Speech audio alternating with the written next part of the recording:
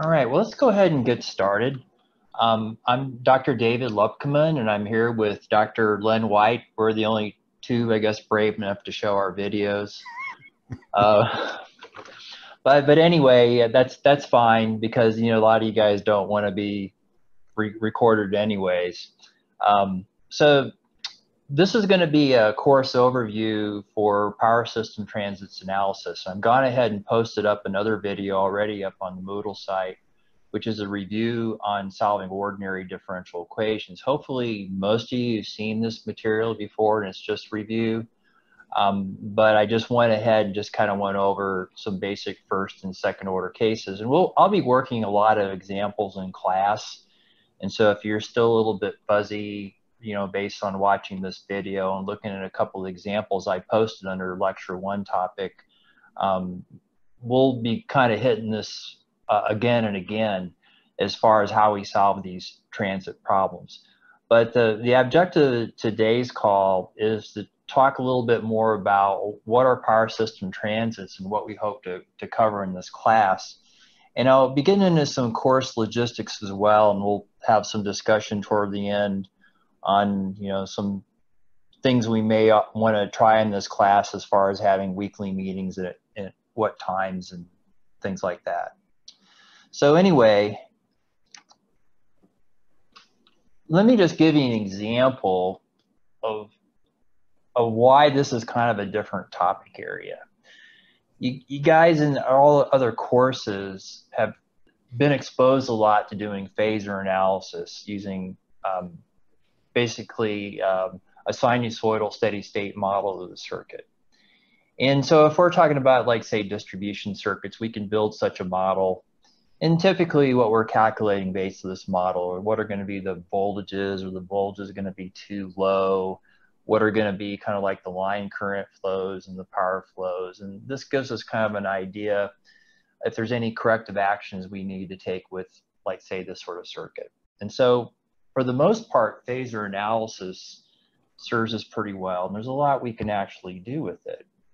But let's take a look at another case right here where you're getting into equipment. And this is a case where I have a circuit breaker ratings example. In this particular case, I have a piece of ABB switchgear. And so this is more specifically what we refer to as a dead tank vacuum circuit breaker. As you can kind of read here, switching units located in a metallic container, kept at earth potential. This is for what we call the ANSI market, American National Standards Institute, which we would use in the US. If you get into other world markets, like sometimes we call these IEC markets, you would have different standards put out by the International Electrotechnical Commission. But anyway, since we're in the US, we're going to probably be referring more to the ANSI style sort of standards. So if you were going to pull up this bulletin on this device, that should be ABB descriptive bulletin, on this outdoor circuit breaker, what you're going to see is you're going to see all this information about ratings. And so what we're going to see in here is we're going to see some information about the voltage rating range, 15 to 38 kV. So basically this is distribution class, the same sort of voltage levels we'd be talking about like in ECE 551. You've got continuous current rating, what this device can handle in steady state. You've got the amount of short circuit current this device could actually interrupt. And note this is given in terms of an RMS symmetric current. Later on, we'll talk about an asymmetric current that you're going to see with faults. It's a 60 hertz type of device. But then you see some different numbers, which are quite a bit different than these nominal voltages we typically would talk about in some of these other classes like 551. And so you see values for full wave withstand, terminology like BIL, KV, crest, 150, 170, 200, well, what's that? Chopped wave for 200 kV BIL. 2 microsecond withstand, 258 kV, has a number there for 3 microseconds.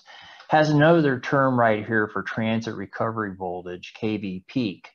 Time to peak for this waveform, 63 microseconds with a rating of 7 to 1 kV. You see all sorts of numbers like this.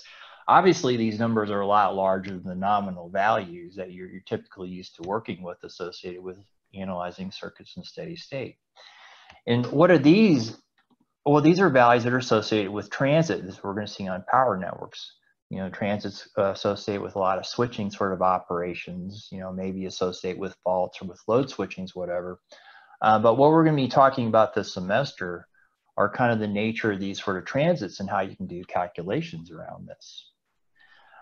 One of these numbers for TRV or transit recovery voltage is one of the use cases we'll be looking at. And this is associated with a situation where if you have an inductive source circuit, voltage behind some sort of an inductance, what happens is when you break open a fault current, once you open that circuit, actually there's going to be some bus capacitance on the source side of that breaker, which is going to interact with that inductance in the circuit. And what we're going to see is whenever you have these combinations of inductance and capacitance, some really strange things can happen in terms of transits that you probably haven't really thought too much about. In this case, what we're going to see due to this LC circuit is we're going to see a very high frequency oscillation referred to as transit recovery voltage. And theoretically, this transit recovery voltage can reach 2 times the zero to peak value of the source voltage, all right? So if we didn't size our circuit breaker to account for this, then this could lead to loss of life for the equipment or maybe some type of a destructive failure. And so we need to be able to analyze these different types of transit situations as well to make sure that when faults or switching conditions happen, that we're not going to put undue stress on the components. Another sort of example of a transit would be the type of inrush we would have if we were going to energize a large PV plant. And this large PV plant in this particular scenario, it's located on the distribution feeder, and it's pretty big. It's 20 megawatts, all right? So this is a pretty substantial size, factoring the fact that maybe the substation transformers, say like 50 MVA, right?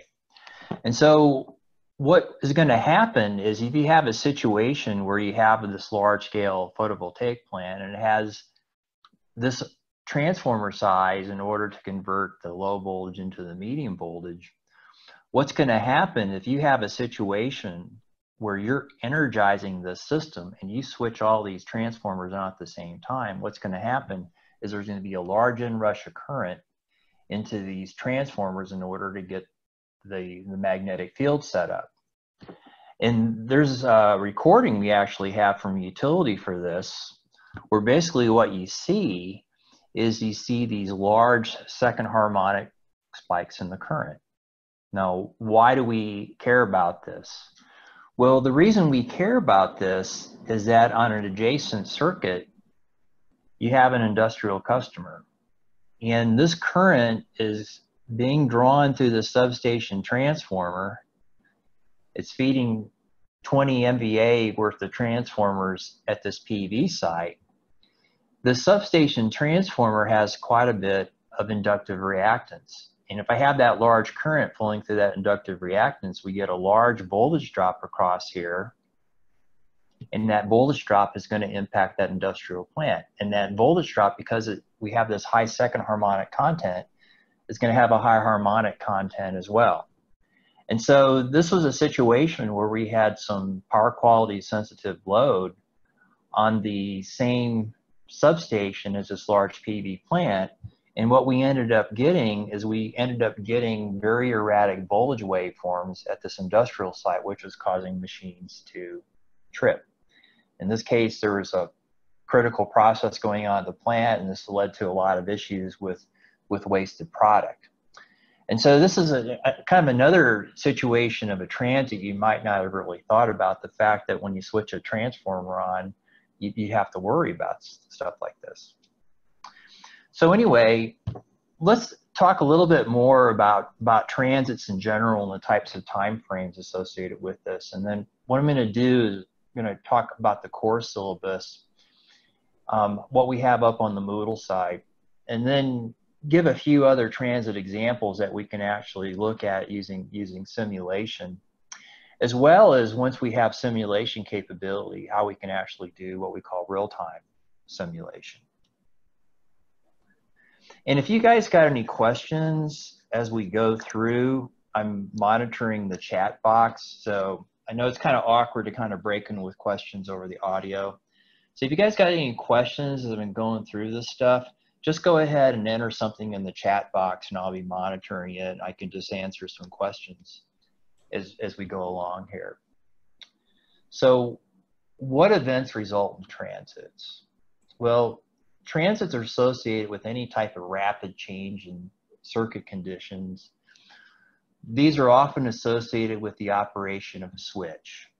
And so if you have closing of a switch, when you have these electromechanical or vacuum breakers or whatever, that's going to result in a transit. If you operate a switch open, that's going to cause a transit.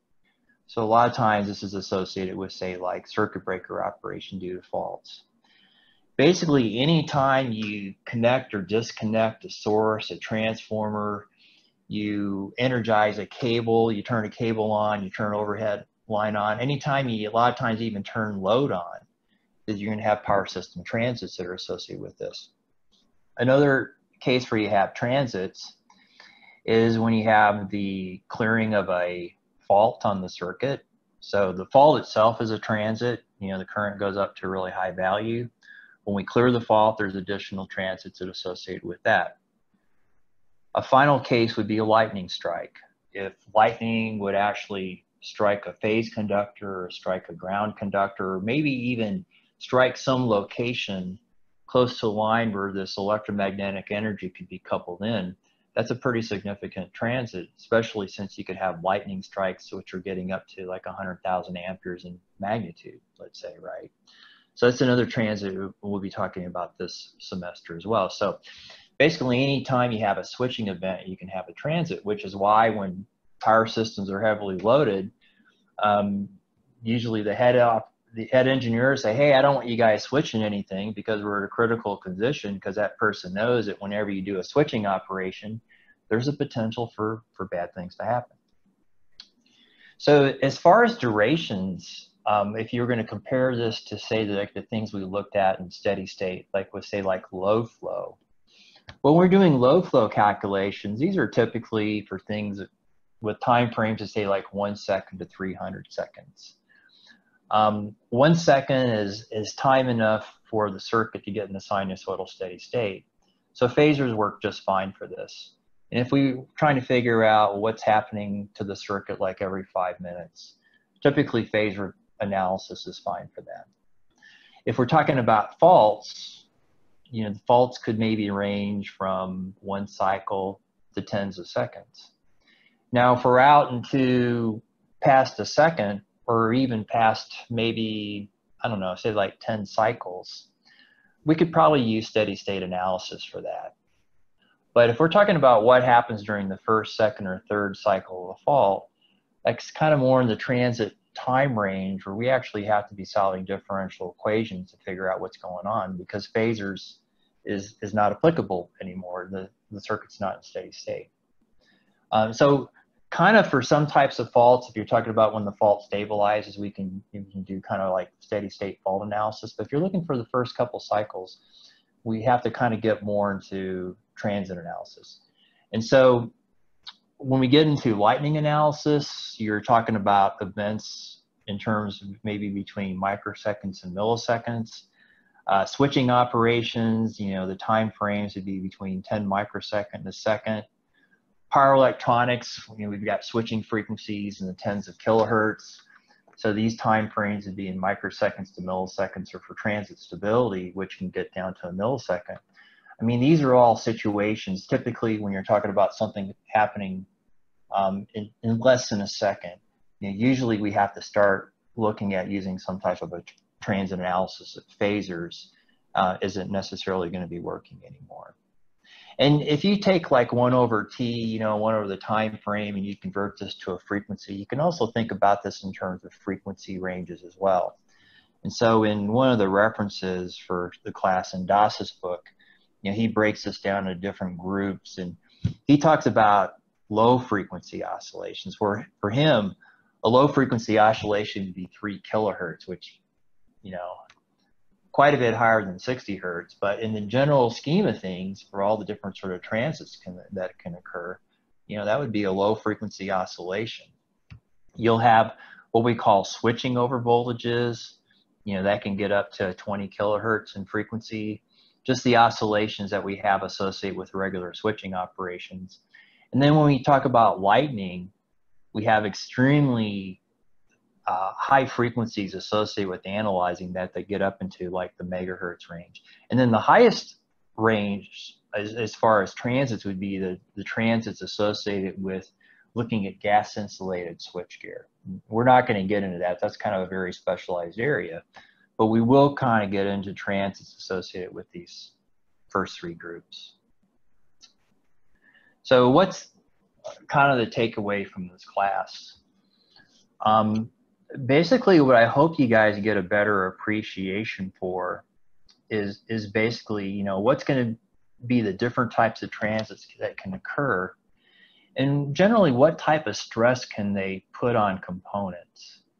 And so a lot of those cases, we're going to be calculating what we call like a peak voltage stress. What's going to be the theoretical stress? And you should know, you know, for certain types of transits, if it's a factor of 2 or 3 times the nominal voltage, what kind of stress does that put in the components? What can this mean in terms of peak currents that you can see, right? Are you going to be exceeding any ratings for equipment? What would be situations that you'd have to worry about as far as damaging insulation? And then also something else we're kind of starting to look at in this class as well, because of the latter half of the class we get into power electronics. But what's kind of going on with power electronics, and what are some of the transit issues associated with operating power electronics? What are kind of situations where power electronics could actually trip offline? And this is becoming a lot more relevant to us because there's a lot more distributed energy resources being connected to our system. Those all have power electronic interfaces, so we're a lot more concerned now about if a fault or a lightning strike is going to cause large amount of this PV to trip, because it's getting to be a higher and higher percent of our generation mix.